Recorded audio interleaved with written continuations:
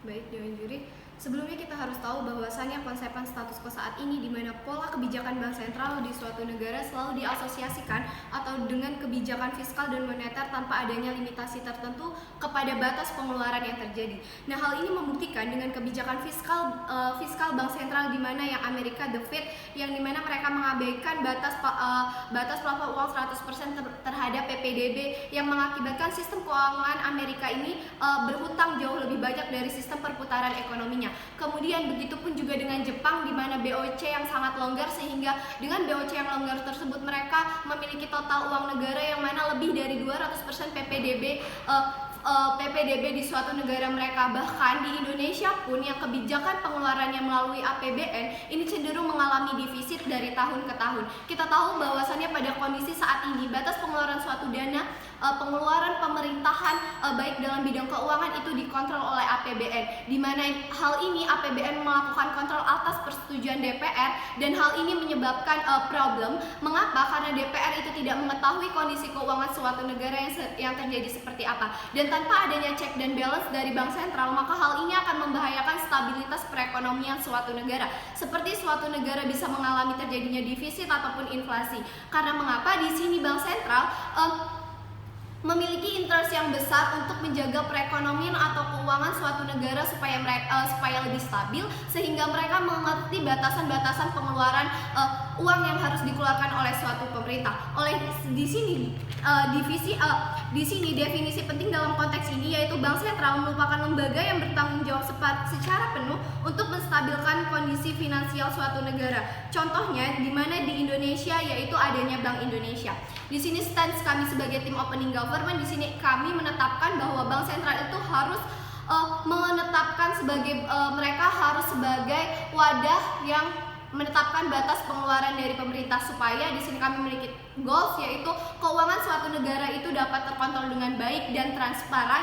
Kami juga ingin supaya pengeluaran pemerintah dalam hal ini meliputi APBN itu dapat berjalan dengan baik dan tidak akan merugikan kondisi finansial suatu negara. Baik, Dewan Juri, masuk ke poin argumentasi saya yaitu mengapa hal ini dijustifikasi. Layer pertama saya untuk menjelaskan hal ini, kenapa secara prinsipal bank sentral itu mempunyai hak untuk melakukan survei terhadap pengeluaran suatu pemerintah. Kita lihat terlebih dahulu di mana karakteristik dari bank sentral ini. Mereka mempunyai tugas mereka untuk mengatur stabilisasi keuangan dari suatu negara, yaitu kemudian notis Dewan Juri bahwasannya bank sentral itu bisa lebih tahu batas pengeluaran uang daripada DPR ataupun Kementerian Keuangan, sehingga yang mana jika nantinya bank sentral ini mereka akan menetapkan batas pengeluaran pemerintah ataupun kebijakan yang mereka ambil pasti akan selalu efektif dan akan selalu memiliki dampak yang baik untuk negara. Even if nantinya pengeluaran itu banyak,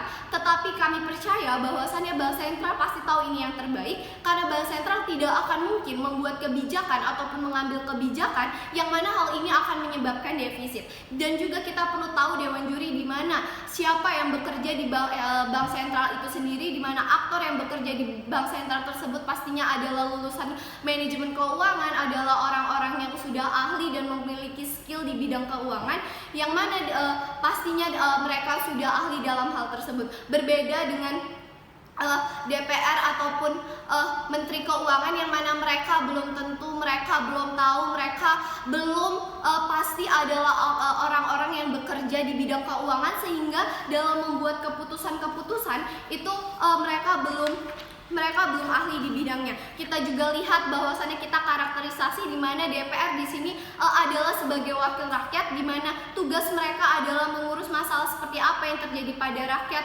Mereka memiliki tugas untuk mengatur keuangan, dan hal ini yang harus kita notice bahwasannya DPR itu tidak mengerti bagaimana kondisi keuangan suatu negara, sehingga kami percaya apapun keputusan yang diambil DPR hal ini tidak akan efektif, hal ini tidak akan baik untuk negara. Kita ambil contoh-contoh DPR menetapkan untuk menaikkan gaji DPR supaya tinggi. Padahal hal tersebut belum tentu dengan perekonomian suatu negara, di mana ternyata negara tidak memiliki uang ataupun tidak memiliki perekonomian yang cukup untuk meningkatkan gaji DPR, sehingga jika hal ini dilakukan, maka yang akan terjadi di suatu negara tersebut, maka negara tersebut akan terjadi defisit atau perekonomian dari suatu negara tersebut akan kacau. kacau. Lalu layer yang kedua, mengapa tanpa adanya survei dan andil dari Bank Sentral ini akan buruk di status quo? Dewan juri kita lihat di mana tidak adanya limitasi pengeluaran pemerintah di sini akan menyebabkan lonjakan utang dan beban ekonomi dari suatu negara ini akan bertambah.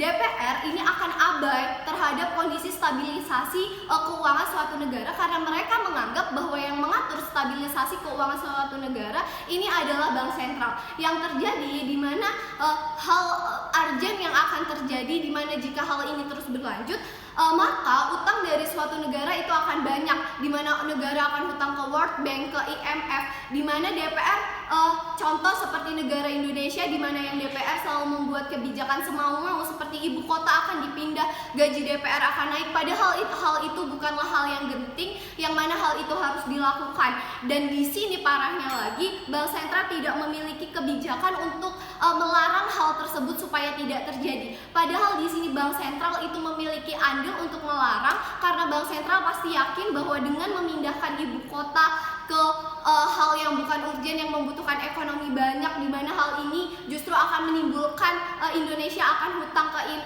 IMF, ke World Bank dan sebagainya. Dan kita tahu di mana jika suatu negara hutang ke World Bank atau IMF, mereka akan terkena bunga, dan di mana jika mereka akan melampaui batas dari hutang tersebut, mereka bisa valid, mereka akan menyebabkan krisis moneter seperti contohnya di Yunani, di Sri Lanka, di mana akhir-akhir ini mereka memiliki hutang yang banyak, di mana karena hutang di suatu negara mereka itu terjadi karena mereka mengotot, mereka menginginkan bahwasannya